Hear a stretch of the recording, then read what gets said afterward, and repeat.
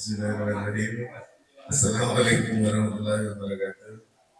Wassalatu wassalamu ala asyrafil anbiya'i wal mursalin nabiyina Muhammadin wa ala alihi wa sahbihi ajma'in. Terlebih dahulu mari kita panjatkan puji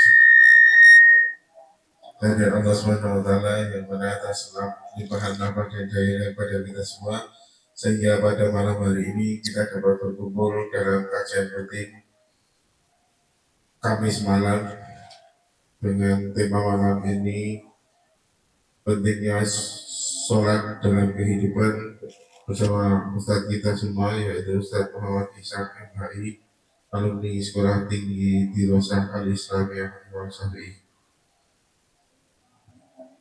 Tak lupa selawat salam senantiasa tercurah pada junjungan kita Nabiullah Muhammad Sallallahu Alaihi Wasallam, kepada para sahabat, kepada keluarga, kepada para sahabat, serta kepada umat Islam sampai akhir kami. Tak perlu berlama-lama lagi kepada beliau Ustaz Muhammad Ishaq MHI.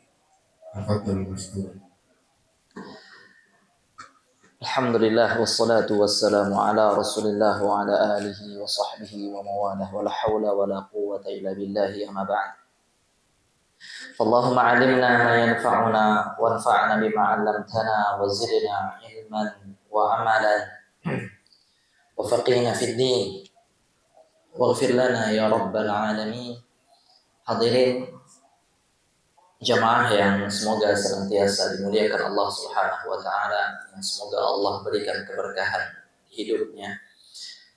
Alhamdulillahirabbil alamin, kita memuji Allah Rabb semesta alam, Tuhan kita, sesembahan kita, karena kemahabaikan Allah Subhanahu wa taala sampai malam hari ini kita masih bisa menikmati kehidupan dunia ini.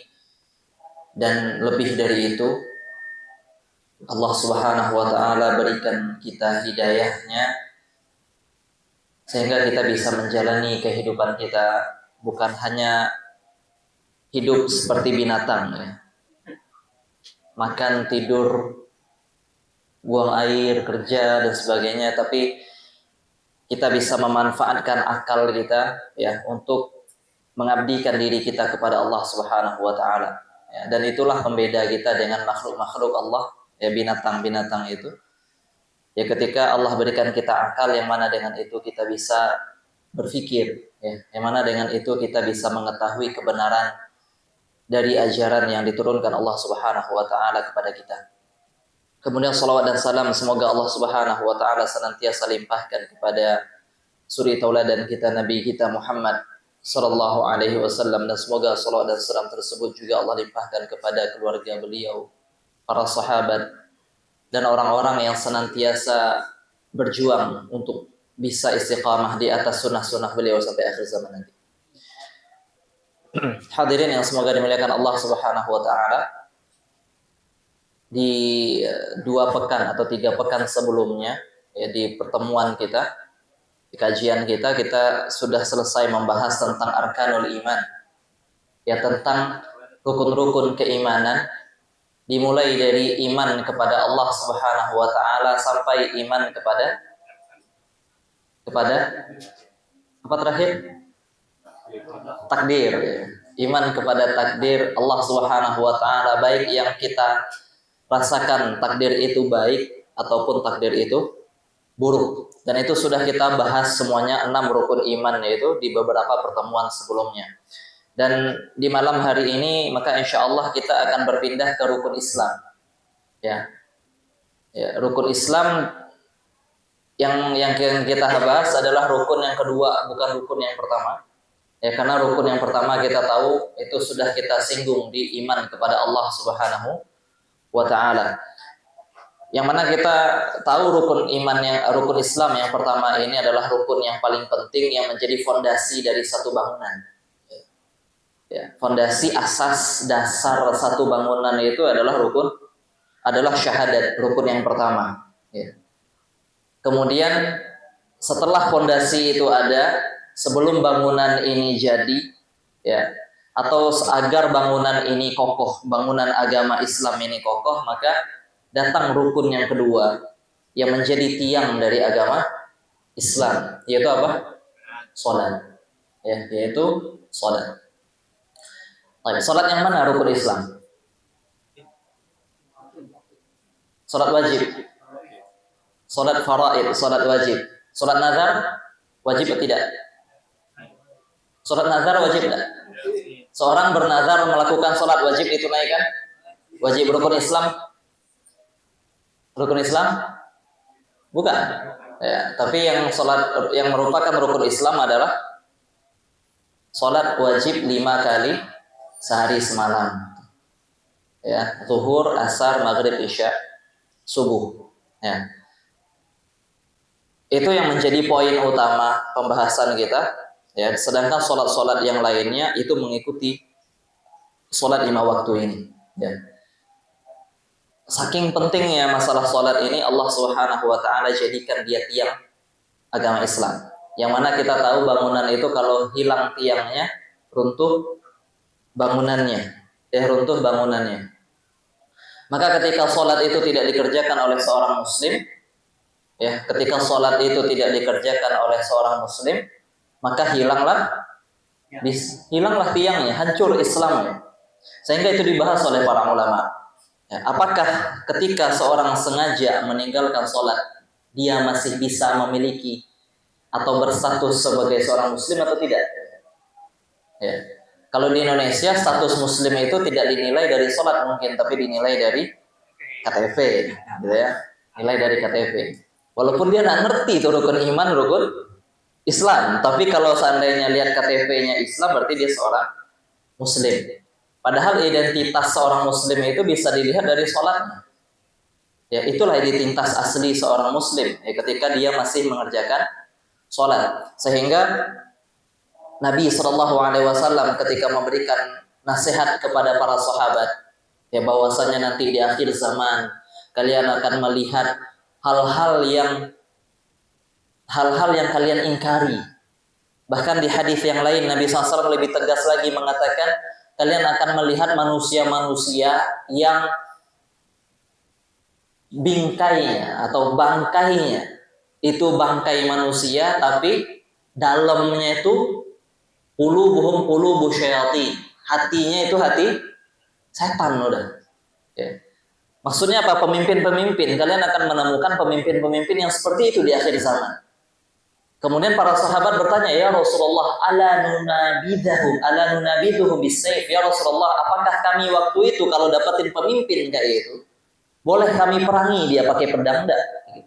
Kata sahabat. Kenapa? Karena sudah keterlaluan dalam meninggalkan hak-hak Allah Subhanahu wa taala dan menzalimi rakyatnya.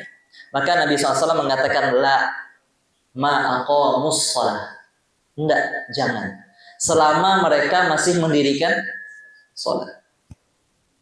Sholat yang menjadi patokan tanda atau identitas muslimnya. Ya, selama mereka masih mendirikan sholat, jangan. Ya. Sehingga para ulama bahas tuh, apakah orang yang sengaja meninggalkan sholat, itu masih statusnya masih muslim atau tidak? Sebagian ulama mengatakan masih, tapi dia telah melakukan dosa yang sangat besar, ya, yang membahayakan dirinya, yang akan bisa menjadi penyebab dia diazab oleh Allah Subhanahu wa taala. Tapi dia masih muslim, masih dia sholat kan.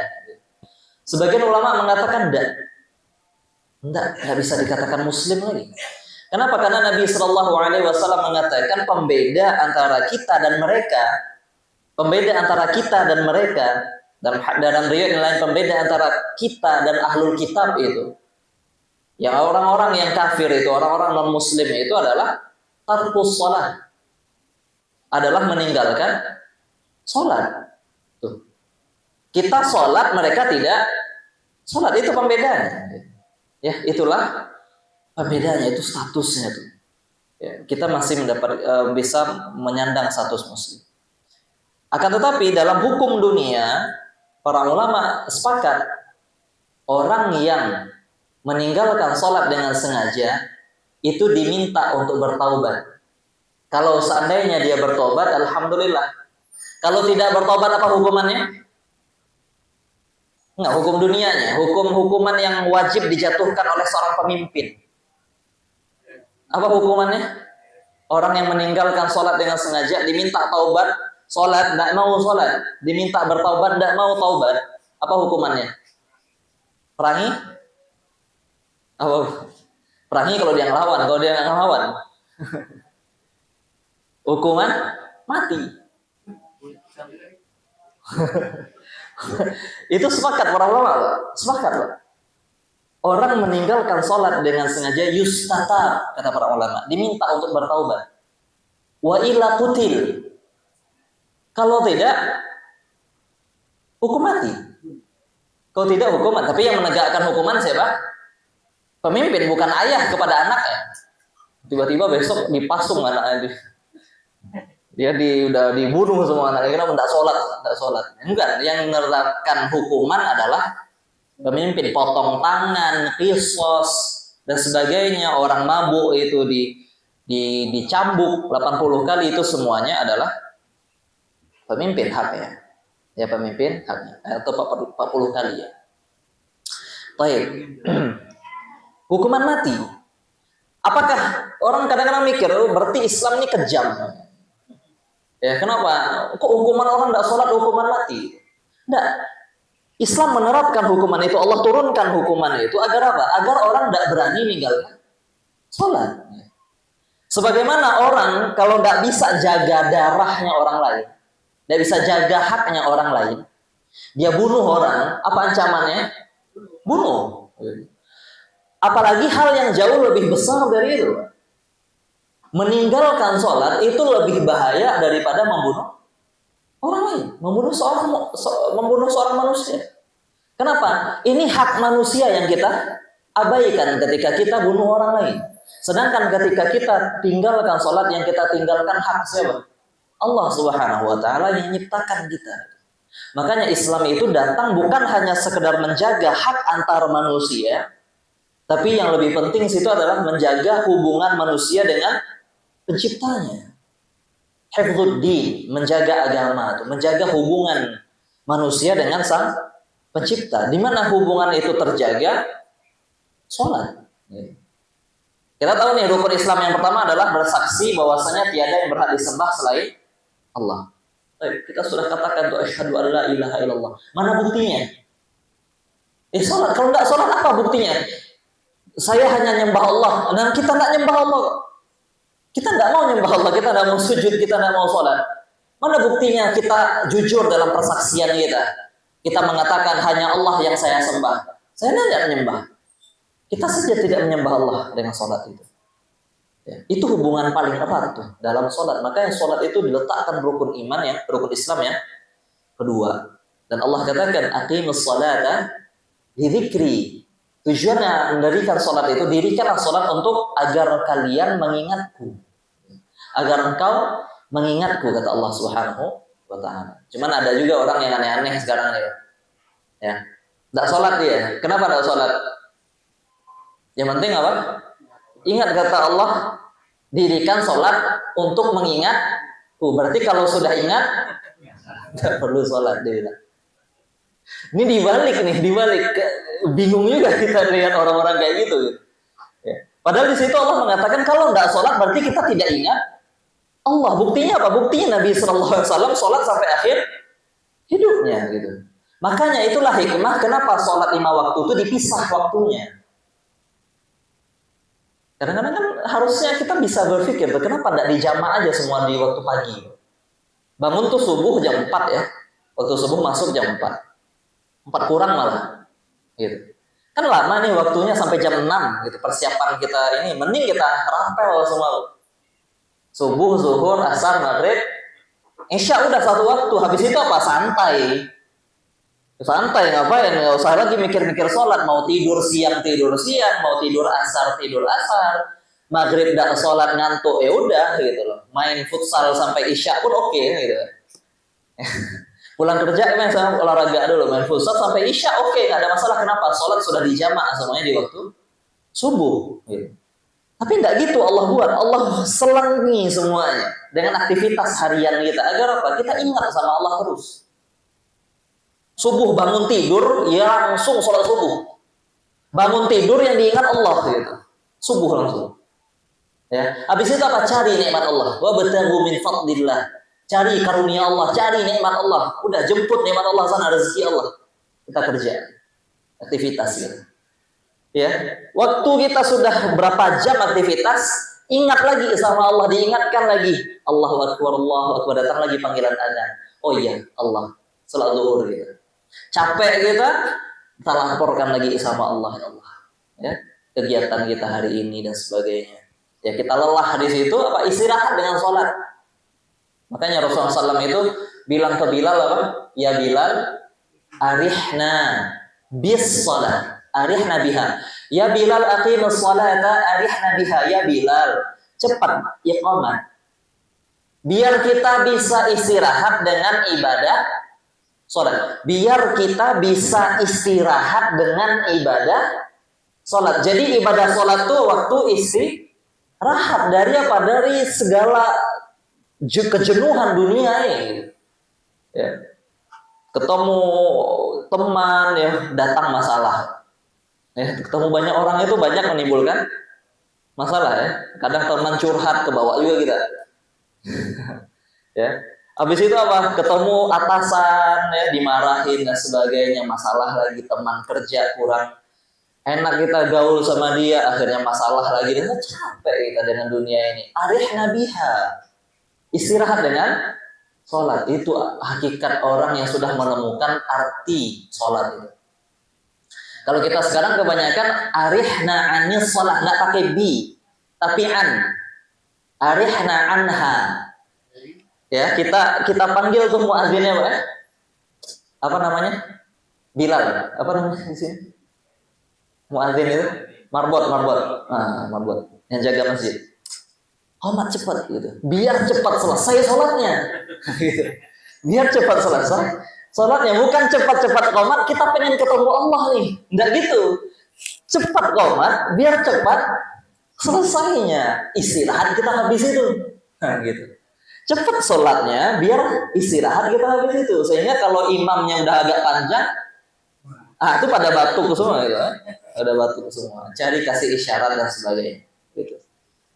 Jadi sholat itu sangat penting sekali. Maka insya Allah dari beberapa pertemuan ini ya kita akan bahas tentang sholat dan kita akan bahas kitabnya Syekh Abdul Razak tentang ta'zimus sholat. Ya, judul kitabnya ta'zimus sholat, pengagungan terhadap sholat. Ya, kita harapkan agar tergerak hati kita ya masalah sholat ini, karena memang sholat itu yang pertama kali dihisab oleh Allah. Dihisab itu diapain? Diperiksa, dikoreksi, ditanya, dimintai pertanggungjawabannya. Kenapa sholat dulu yang pertama dimintai pertanggungjawabannya tentang amal kegiatan kita? Karena kalau sholat saja sudah diperhatikan, itu insya Allah yang lainnya ikut. Maka bisa dipastikan orang yang kacau waktunya, kacau kehidupannya, itu masalah di mana? Sholat. Itu bisa dipastikan. Enggak, dia sholat kok, iya dia sholat. Cuma ketika sholat itu dia enggak sholat, lagi enggak ingat sholatnya. Ketika sebelum sholat tuh ingat dia sholat. Ketika Allahu Akbar terbang dia. Ya, keluar dari masjid tuh. Wah, kemana-mana tuh. Ya, makan habis ini apa? Habis ini janjian sama siapa? Ya, tadi ada janjian sama teman ini dan itu. Ya. Kadang ketika sholat kita bikin jadwal, ya. Schedule kapan disusun ketika sholat. Ketika sholat Allahu Akbar, habis ini makan dulu, makan istirahat sebentar, habis itu ini. Oh enak. Kadang-kadang tidak hanya masalah dunia, masalah ilmu agama pun gitu. Ya, kadang kita habis kajian sholat, wah tadi apa itu ya? Pembahasan. Oh iya, pembahasannya ini. Kadang setan main di situ, kayak seolah-olah soleh kita. Yang diingat apa? Kajian. Padahal lagi sholat. Habis sholat lupa lagi kajiannya. Gitu. Ya. Makanya ketika sholat yang diperiksa pertama kali kadang kunci mobil, kunci motor, kunci rumah. Tadi masih kekancap atau belum? Gitu. Ada dicabut atau belum? Gitu. Pas masuk masjid, ketemu teman, nggak ada dia ingat kunci. Nggak diperiksa dulu tuh. Kan belum komat orang. Harusnya bisa keluar dulu, cek. Ya. Nggak ada diperiksa. Tapi ketika Allahu Akbar, langsung pegang saku. Saku kanan nggak ada, langsung gelisah. Di mana tadi dia? Ya, mulai itu. Kayak gitu ya. Jadi kita harus bahas nih ya, pembahasan tentang sholat. Nah, di sini Syekh Abdul Razak hafizahullah, beliau mengatakan bahwasanya hal yang paling penting dari seorang hamba itu adalah sholat. Siapa yang jaga sholat, hafizah dinah, maka dia telah menjaga agama. Orang yang jaga agama yang Allah wasiatkan kepada Ibnu Abbas radhiyallahu taala anhuma, ihfazillah yahfazka. Jagalah Allah maka Allah akan menjagamu. Yang pertama kali apa? Ketika kita jaga Allah maksudnya sholat. Tentu setelah tauhid. Ini pembahasan sholat, pembahasan setelah tauhid. Ya, maka jangan ajak orang sholat kalau dia belum bersyahadat. Apa gunanya? Kadang yang penting sholat. Nah, yang penting sholat. Yang penting dia Islam dulu, baru setelah itu sholat. Ya. Dan siapa kata Syekh di sini? Dan siapa yang melalaikan sholat, maka bisa dipastikan kegiatan yang lain atau amal yang lain lebih dia remehkan. Sholat saja nggak dia perhatikan. Apalagi hak manusia. Hak Allah saja nggak peduli dia. Apalagi hak manusia. Bagaimana mau jadi orang yang amanah? Gimana jadi orang yang jujur? Orang yang tidak mau bohong dan sebagainya. Kalau hak Allah saja yang ketika kita sholat Allah lihat kita tuh, kita tidak peduli. Terus gimana dengan masalah-masalah lain, amalan-amalan yang lain? Dan sholat itu kata beliau amudul Islam, tiangnya Islam, sebagaimana yang disabdakan oleh Nabi SAW, wa amuduhu as-sholat. Tiang agama itu adalah sholat. Ya, tiang agama itu sholat. Sedangkan syariat yang lainnya itu ibarat tembok, dinding-dindingnya. Ya. Bangunan itu paling utama tuh pondasi tiang itu agar bisa berdiri dia dengan kokoh. Ya. Baru pelengkapnya apa? Tembok-temboknya, kita cat temboknya dan sebagainya, itu penyempurna Islamnya. Tapi kalau ini kita bangun tapi tiangnya belum, udah percuma bangunannya. Hancur deh. Ya. Maka tidak mungkin bangunan itu bisa berdiri dan bisa kita tinggal di situ kalau seandainya dia tidak punya tiangnya. Maka amalan-amalan kita yang lain ini itu akan diterima oleh Allah Subhanahu wa taala kalau seandainya kita jaga sholat ini. Kalau sholat sudah kita perhatikan, maka insya Allah amalan-amalan lain ikut. Tapi kalau seandainya sholat sudah bermasalah, yang lain pun akan bermasalah. Maka dalam sebuah hadis Nabi SAW mengatakan awwalu ma yuhasabu bihil 'abdu yaumal qiyamati min amalihi sholatuhu. Yang pertama kali dihisab, dikoreksi, ditanyai sama Allah Subhanahu wa taala pada hari kiamat tentang kegiatan amalan seorang hamba adalah salatnya. Idza sholahat, kalau seandainya salatnya sudah baik, ya, maka yang lainnya faqad aslaha, maka yang lainnya pun ikut baik. Wa idza fasadat, kalau seandainya salatnya sudah rusak, faqad khaba wa khasir, maka dia udah jelas orang rugi, udah jelas orang rugi. Makanya di hadis di ayat di suatu firman Allah Subhanahu wa taala, Allah mengatakan innas salata tanha 'anil fahsya'i wal munkar. Hafal semua kita ya. Salat itu mencegah perbuatan keji dan munkar. Perbuatan keji dan munkar. Kalau kita benar-benar sholat, maka sholat itu bahasanya adalah aqimus sholat, bukan if'alus sholat, tapi aqimu tahu ya? Dirikan, gitu. Isi sholat itu.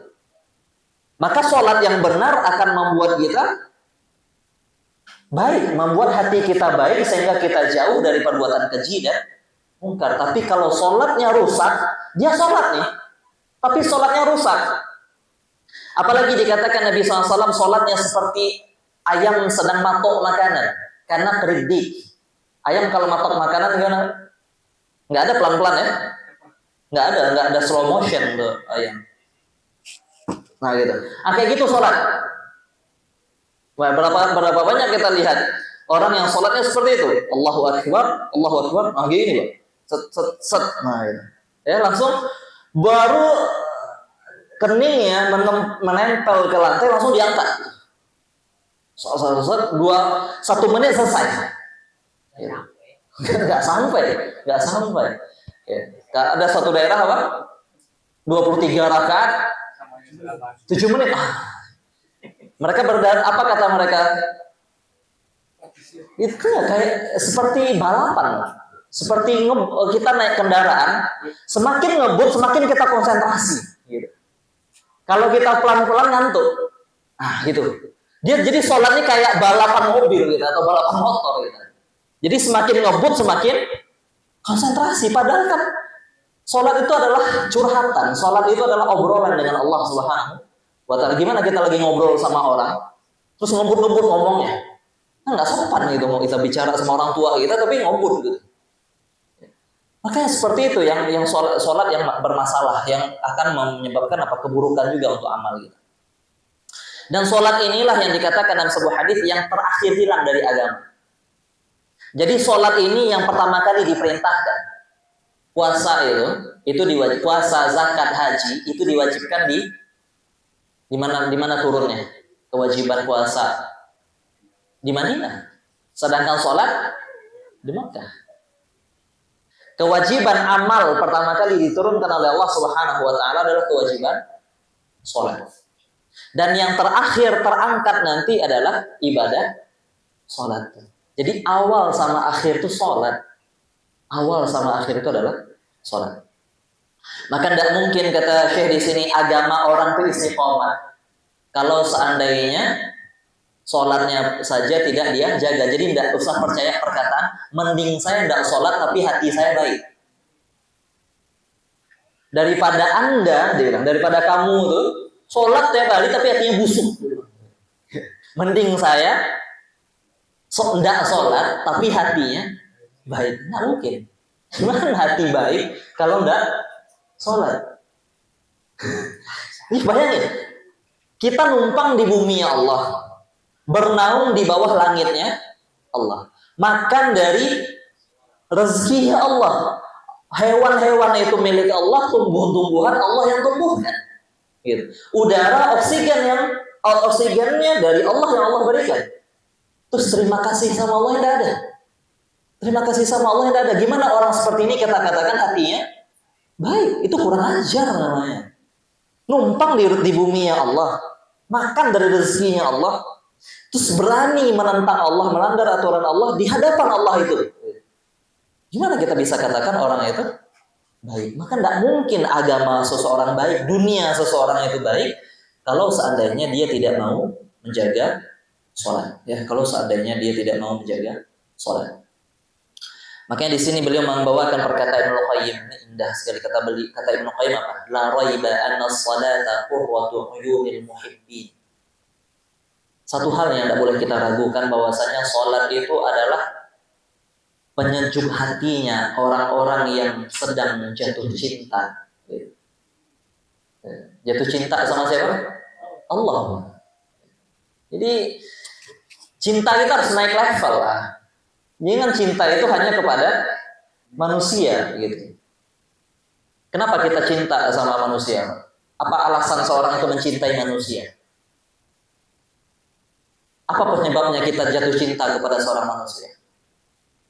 Ini nggak pernah jatuh cinta sih, Pak. Kenapa? Kebaikannya, kedua, kebaikannya, kecantikannya yang pertama aja. Ditunda tuh di akhir-akhir kan. Keindahan kan. Kemudian apa? Kebaikan. Kemudian apa? Kehebatan. Ya. Ada orang yang orang pecinta bola, dia akan mencintai siapa? Ronaldo, Messi dan sebagainya. Kenapa? Kehebatannya di situ kan. Karena dia merasa kesempurnaan tuh puncak di situ. Main bola itu dua orang ini gitu. Ya. Sehingga dia cinta di situ. Maka sebab-sebab itu ya kita mencintai manusia, makhluk Allah Subhanahu wa Ta'ala, itu Allah lebih semuanya. Allah lebih semuanya. Ya.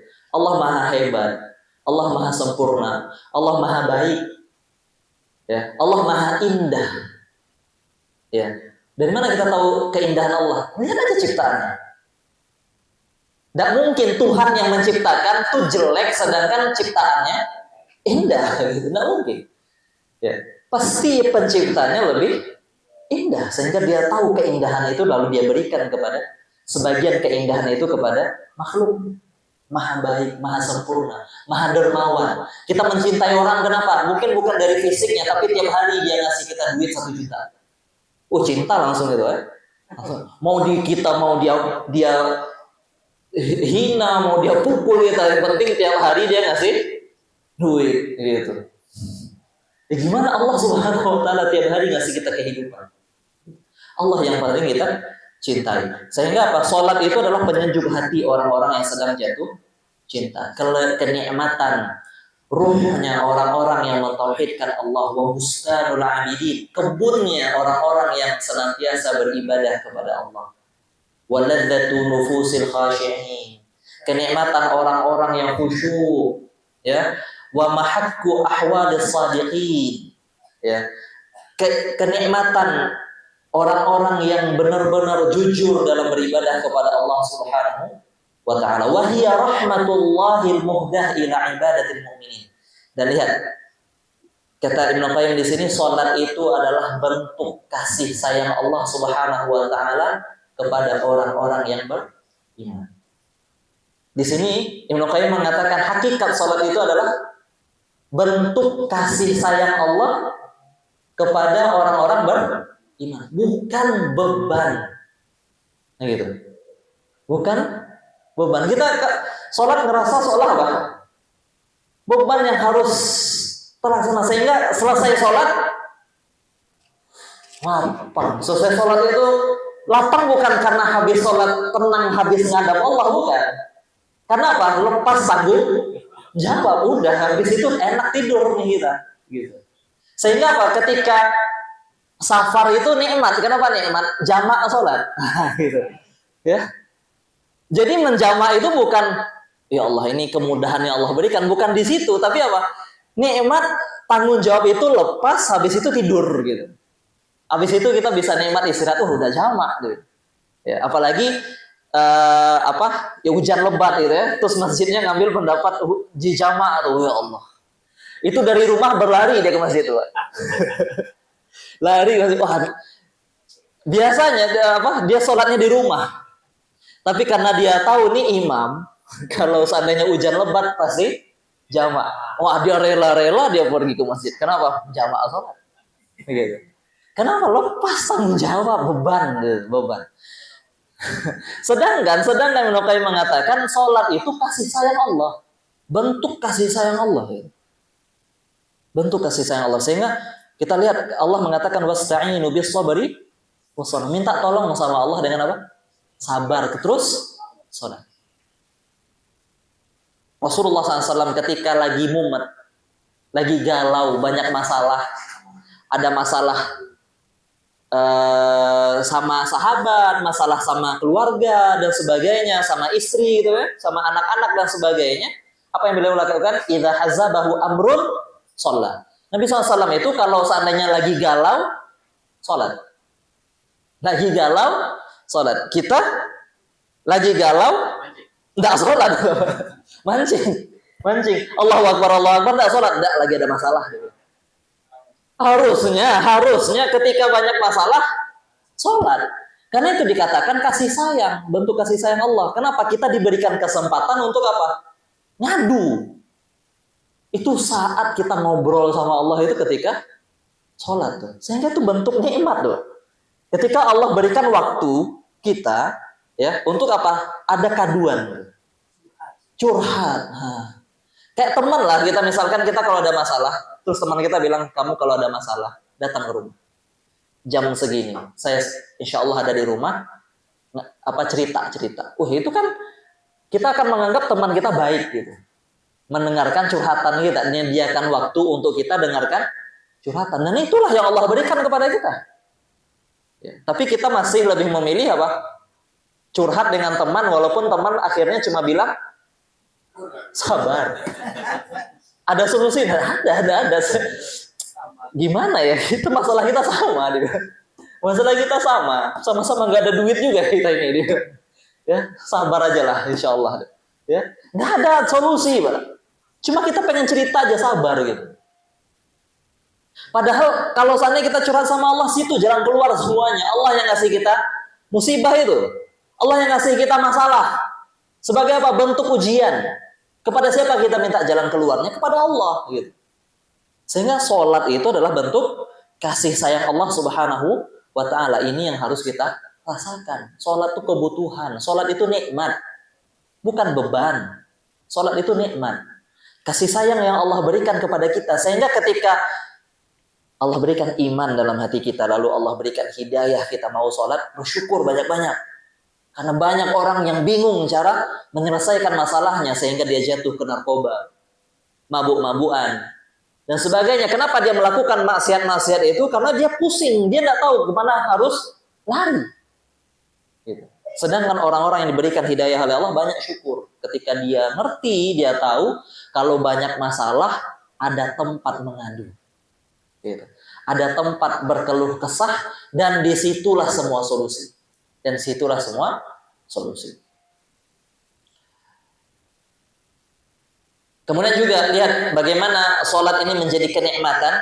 Rasulullah SAW bersabda dari hadis Utsman bin Affan radhiyallahu taala anhu, beliau mengatakan, aku mendengar Rasulullah SAW bersabda, "Ma min imri'in muslimin tahduruhu salatun maktubah." Tidaklah seorang muslim mendapati waktu salat wajib, fayuhsinu wudu'aha wa khusyu'aha wa ruku'aha. Lalu dia perbaiki wudu'nya, dia wudu dengan baik. Ya, bukan hidup keran segede sekencang-kencang ya. Ini orang sekarang wudu, kerannya semaksimal mungkin, masih juga ada bagian yang tidak terbasuh. Udah sekencangnya itu airnya. Yes. Ya. Kalau enggak apa kakinya ditendang air, Pak. Nggak ada yang terbasuh, banyak wajahnya ada yang enggak kebasuh sininya, tangannya sikunya enggak basah, kakinya juga enggak basah, padahal air maksimal pol. Gitu. Ya. Maka syaratnya harus dipenuhi, kata Nabi SAW, wudunya benar.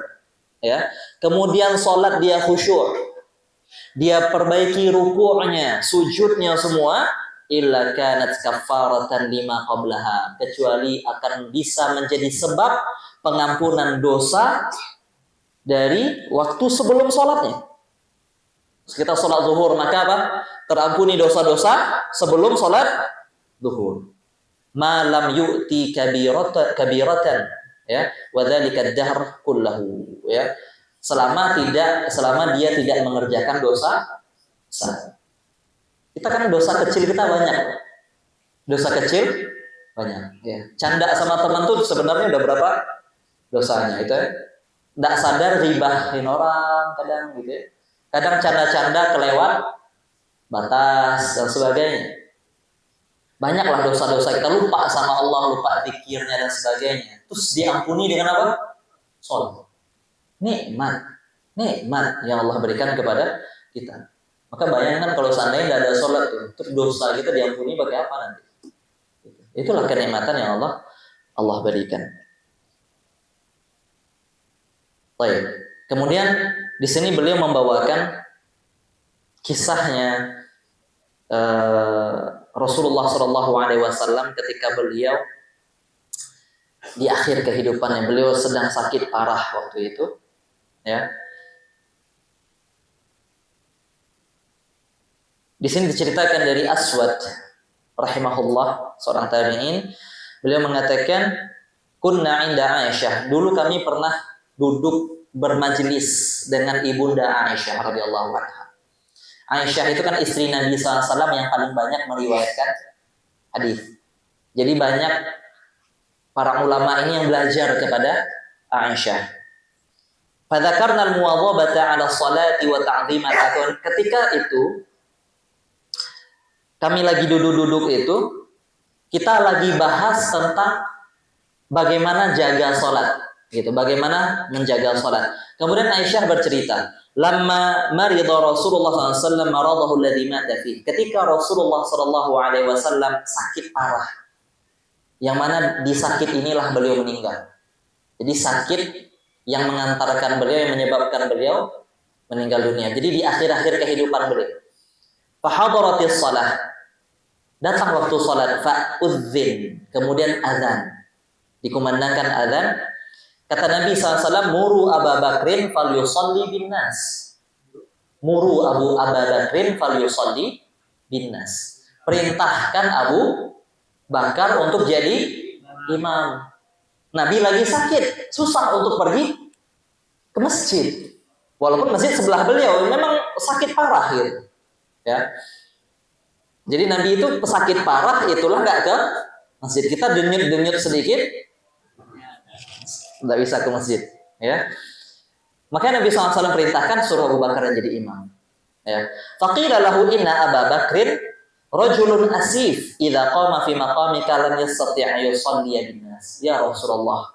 Ini Aisyah dan istri-istri Nabi bilang, ya Rasulullah, Abu Bakar itu seorang laki-laki yang apa? Yang mellow, ya. Yang tidak bisa tahan kesedihan, gitu.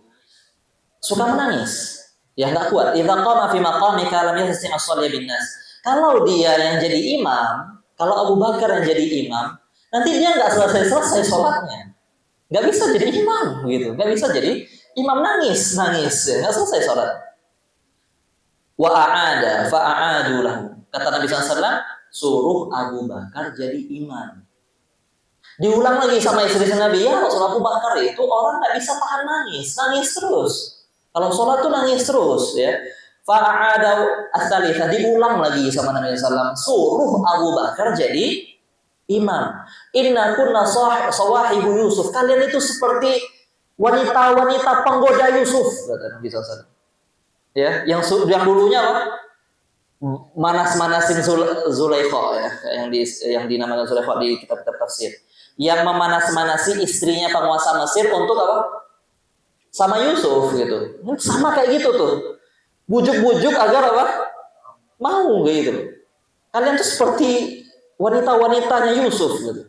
Muru Abu Bakrin fayusalli bina, suruh Abu Bakar jadi imam, kata Nabi SAW. Akhirnya ya udah dimarahi sama Nabi SAW, mereka kesampaikan, maka Abu Bakar jadi imam. Ketika lagi sholat, Nabi SAW merasakan agak sembuh, agak ringan badannya. Ya, agak ringan badannya. Maka apa yang beliau lakukan? Beliau keluar dari rumahnya dipapah oleh 2 orang. Dan dia sebutkan siapa ini? Tentu ini yang menjaga Nabi SAW. Ya, dipapah oleh 2 orang. Ka'anni anzuru rijlaihi takhuttani minal wajh. Kata Aisyah, aku melihat Nabi SAW itu jalannya aja susah. Dipapah oleh 2 orang, jalannya sambil lompat-lompat gitu. Kayak orang tertitah-titah. Jalannya seperti itu. Tetap pergi ke masjid sholat. Ya, tetap ke masjid sholat. Fa'arada Abu Bakar yatakhar. Kemudian Nabi SAW, ya, ketika Abu Bakar melihat itu, karena di samping, ya, rumah Nabi SAW itu di samping Raudhah itu, di tempat imamnya itu, Abu Bakar pengen mundur. Lihat sama Abu Bakar pakai apa? Ekor mata, ya, kelihatan tuh. Dan para ulama juga mengatakan boleh menoleh selama apa? Ada kebutuhan. Tidak batalkan sholat selama dadanya nggak ikut berpaling. Cuma noleh gitu. Abu Bakar lihat, pengen mundur. Wah, Nabi ingin jadi imam. Maka kata Nabi SAW, maka kasih isyarat, tetap di situ, ya, sampai beliau ke Abu Bakar As-Siddiq radhiyallahu anhu, dan beliau duduk di depan Abu Bakar atau di samping Abu Bakar, ya. Kemudian apa? Nabi SAW sholat. Kata perawi hadis bertanya, berarti gimana nih sholatnya? Ya, Nabi jadi imamnya Abu Bakar, kemudian Abu Bakar jadi imamnya para sahabat. Benar. Jadi terjadi 2 imam situ. Orang-orang tetap berimam kepada Abu Bakar, sedangkan Abu Bakar berimam kepada Nabi Sallallahu Alaihi Wasallam. Ya, tentu ini dalam kondisi yang seperti Nabi, gitu ya. Abu Bakar nggak mau jadi imam kalau ada Nabi Sallallahu Alaihi Wasallam. Namun yang jadi pembahasan kita di sini adalah bagaimana orang yang ngerti arti sholat. Nabi SAW tuh ngasih contoh, maka suri tauladan itu ya Rasulullah Shallallahu Alaihi Wasallam. Ngajar terbaik itu adalah dengan praktek.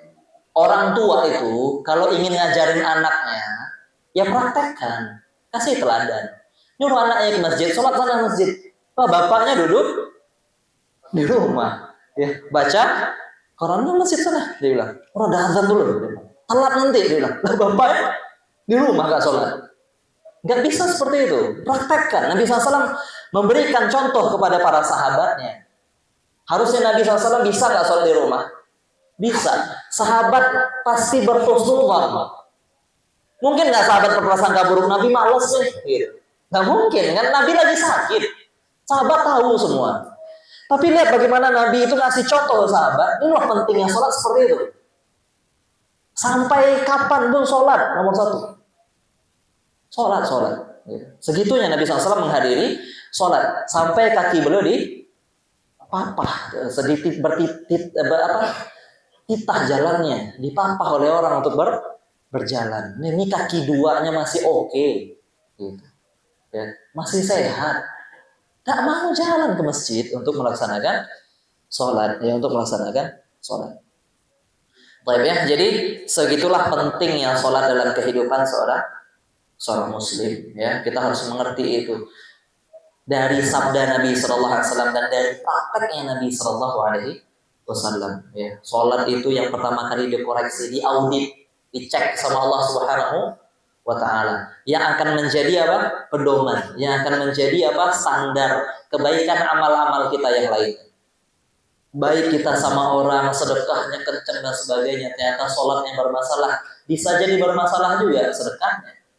Ya, bisa bermasalah sedekahnya, bisa jadi itu tidak ikhlas, bisa jadi dia riya dalam sedekahnya dan sebagainya. Ya, hak Allah yang paling utama kita jaga itu masalah sholat.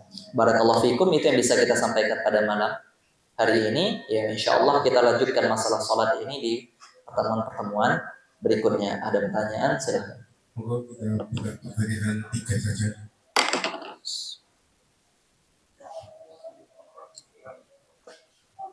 Assalamualaikum warahmatullahi wabarakatuh. Waalaikumsalam warahmatullahi. Ini berkaitan dengan fikih Ustaz. Nah. Sholat safar Ustaz. Nah.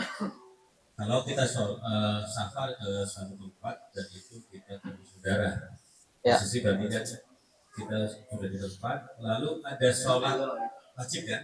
Ya. Nah, mana yang lebih baik kita ikut sholat wajib bersama warga setempat atau kita menjamak sholatnya ini? Jadi misalnya kita ikut rutin ya, sholatnya rutin. Jadi ya maghrib, isya, subuh gitu, dibanding dengan kita menjamaknya. Gimana yang lebih baik? Kadang kan katanya sholat. Ya. Baik. Mana yang lebih baik ketika kita safar, lalu sudah sampai tujuan, ya? Apakah lebih baik kita ikut sholat berjamaah bersama masyarakat, ya, atau kita menjamak sholat? Ya berarti sholat zuhurnya berjamaah, misalkan. Nanti asarnya jamaah atau tidak, kan gitu masalahnya. Maka pertama dilihat kondisi kita, ya, mana yang paling ringan, mana yang paling memudahkan, dan mana yang paling khusyuk untuk itu. Karena terkadang mungkin baru habis safar capek. Kalau dipaksakan sholat, malah sholat asarnya nanti tidak khusyuk karena kecapean, ya, keadaan tidak normal ini, kondisi-kondisi tertentu. Bukan ketika orang mukim dia masa tiap hari capek dia. Ya, ini beda kan kondisinya. Maka kalau seandainya seperti itu, maka lebih bagus menjamak. Tapi kalau seandainya kondisi tubuh tidak ada masalah, ya, dan kita memang di situ juga agak lama, ya, kemudian bisa istirahat, kita bisa atur waktu istirahat, tubuh kita juga lagi fit, mungkin di hari keduanya misalkan, maka lebih baik sholat pada waktunya. Sebagaimana Nabi SAW ketika dulu haji wada, ketika di Makkah, beliau sholat pada waktunya. Ya, beliau sholat pada waktunya. Jadi kalau sholat pada waktunya itu lebih baik. Ya, namun tidak bisa mengqashar sholat. Kenapa? Karena berimam dengan orang yang mukim. Orang yang mukim sempurna sholatnya. Kita tidak boleh qasar. Ya. Tapi kalaupun memilih qasar, sah. Kalau memilih jamaah itu sah. Yang ditanyakan mana lebih baik? Lebih baik ikut jamaah bersama masyarakat. Ikut jamaah bersama masyarakat. Kecuali kondisi kita ya lagi tidak fit, ambillah keringanan yang diberikan oleh Allah Subhanahu wa taala. Jadi poin pertama yang perlu diperhatikan tuh khusyuk. Khusyuk, ya. Dipaksa-paksa ternyata tidak khusyuk. Dipaksa-paksa ternyata ketika sholat itu mau jatuh. Ya, itu banyak ya. Ini tidak safar aja ini masalah ini. Ya, tidak safar aja. Kadang apa? Sholat zuhur tuh kebanyakan. Sholat zuhur. Wah, saya sering kali itu ya. Nyender itu. Nyender tasyahud akhir itu malah khutbah berat sebelah kita ini. Kadang-kadang harus kita senggol dulu untuk apa? Bangun. Ya, maka kalau seandainya memungkinkan ya istirahat dulu lah sebelum sholat. Nah, wallahu a'lam. Gitu, Pak. Yang kedua,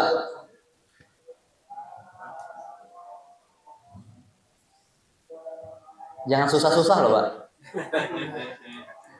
Saya pendalaman materi aja. Sebelumnya, Assalamualaikum warahmatullahi wabarakatuh. Waalaikumsalam warahmatullahi wabarakatuh. Terima kasih dan jazakallahu. Jazakallah. Ayyuhuma afdal antara hati kita sholat dalam rangka istirahat, jadi arifna sholat, atau dalam rangka menghibur sebagai qurratu a'yun. Hati kita sholat itu menghibur diri dalam keadaan susah sehingga menjadi qurratu a'yun, enak dipandang. Apa niatnya? Sudah istirahat.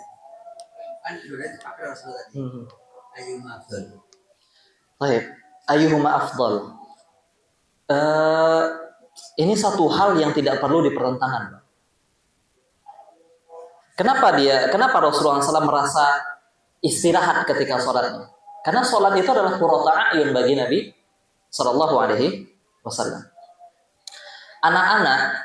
Anak kita yang soleh itu adalah qurratu a'yun. Makanya kita berdoa pada Allah apa? Rabbana hab lana min azwajina wa dzurriyyatina qurrata a'yun. Ya Allah, berikan kami istri-istri. Mas Haji ya? Mana Mas Haji? Istri-istri dan anak-anak yang bisa jadi penyejuk mata. Baik.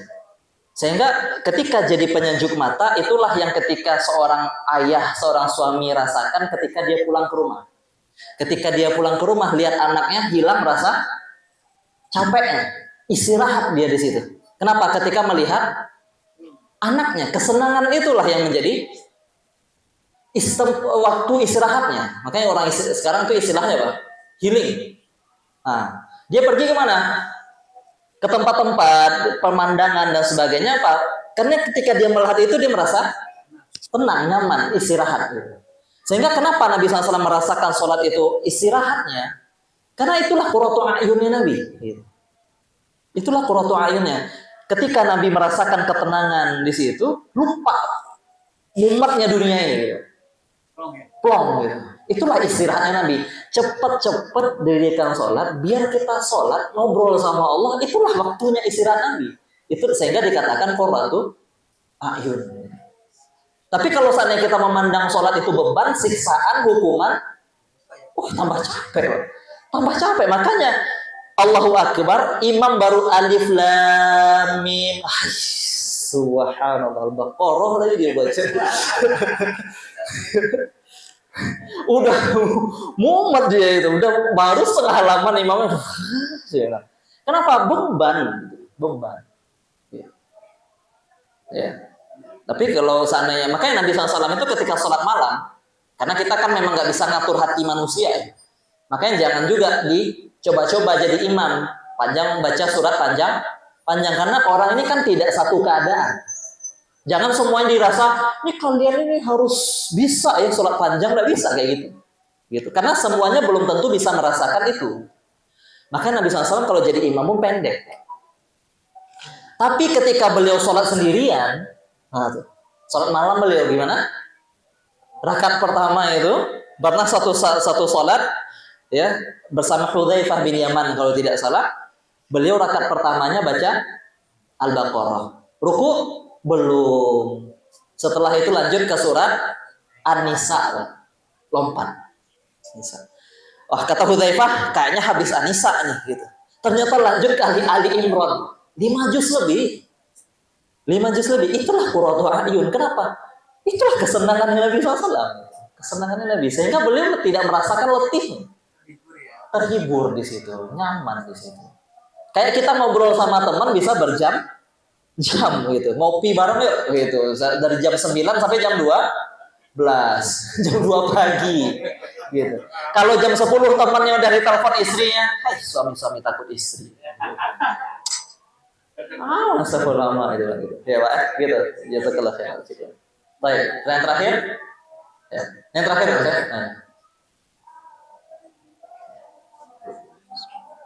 Bismillahirrahmanirrahim.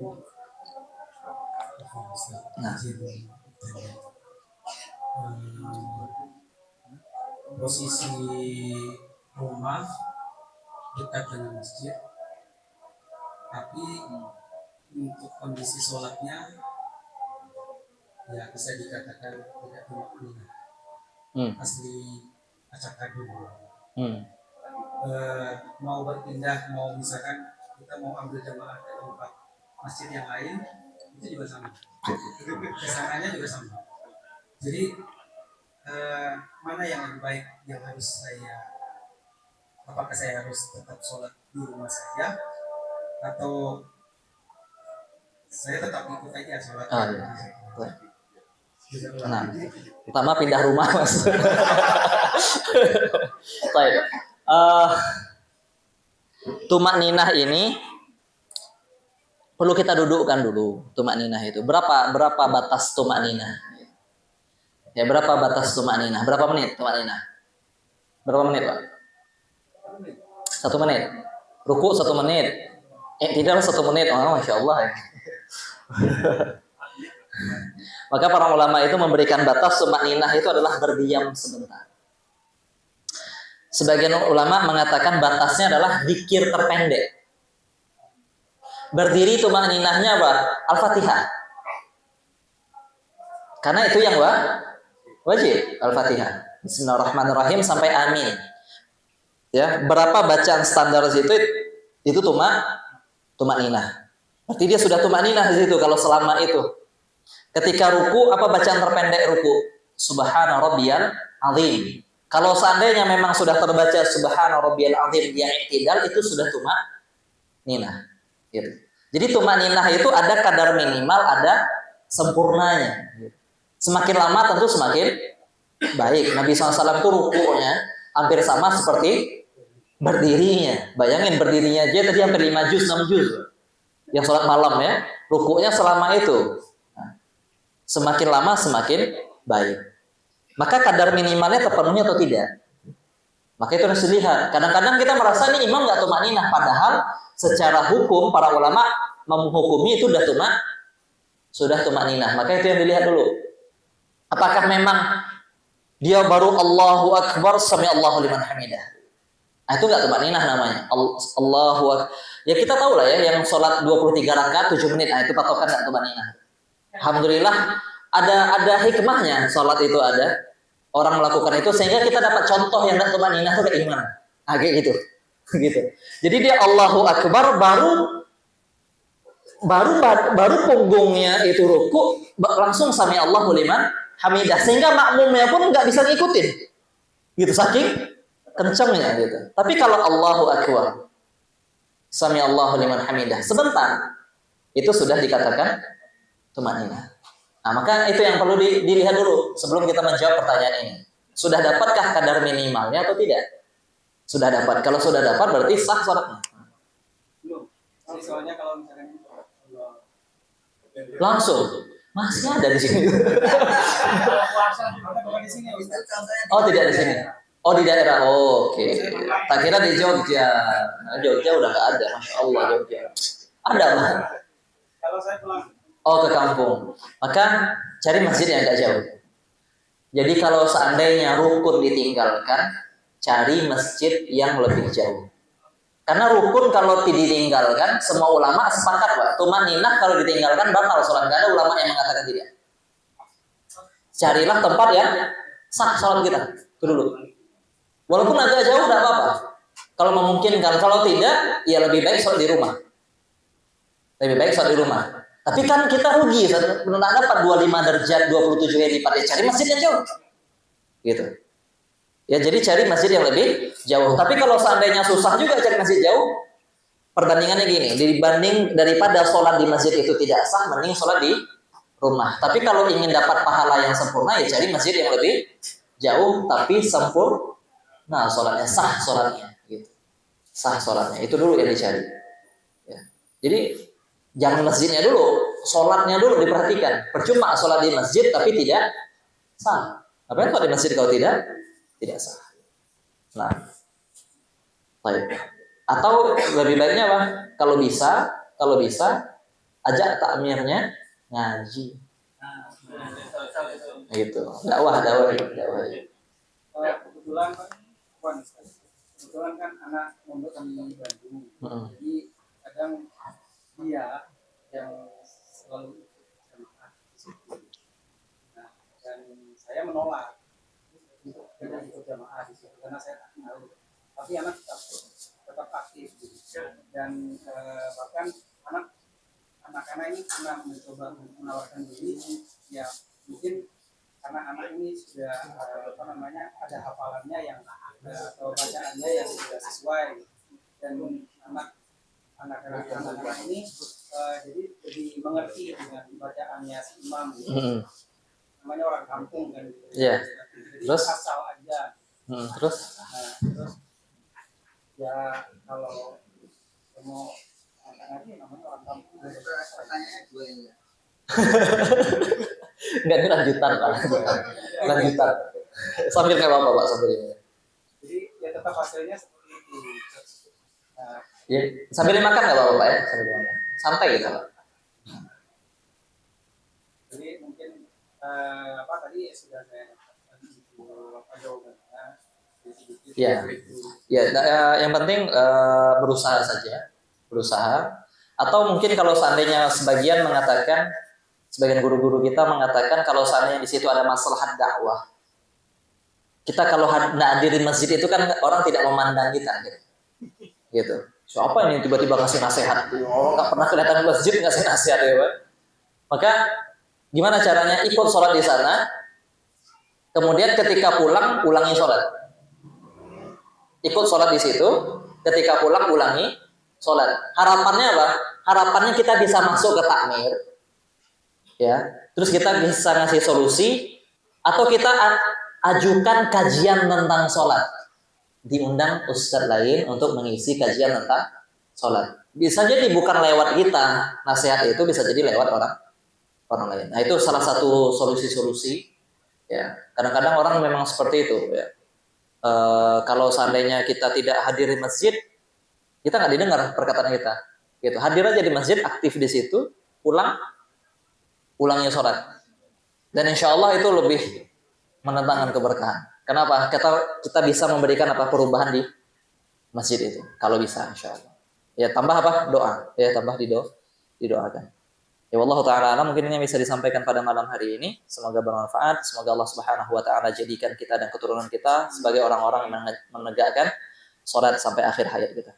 Barakallahu fikum, subhanakallah bihamdik, asyhadu an la ilaha illa anta, astaghfiruka wa atubu ilaik. Assalamualaikum warahmatullahi wabarakatuh.